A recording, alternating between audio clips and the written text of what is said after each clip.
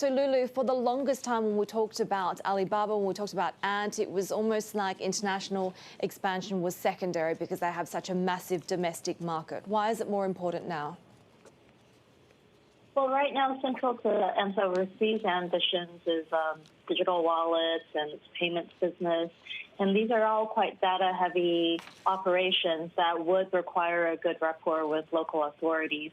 So the fact that they are setting up this team, an international government and policy team, means that they do want to embrace regulators, especially in Southeast Asia, and also regions like Hong Kong, Macau better, as they expand overseas to explain their policies.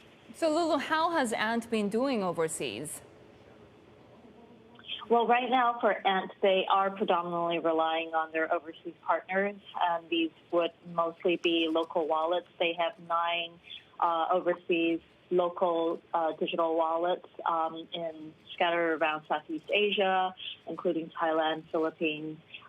Their plan is to export their technology and help these companies with cross-border remittance business.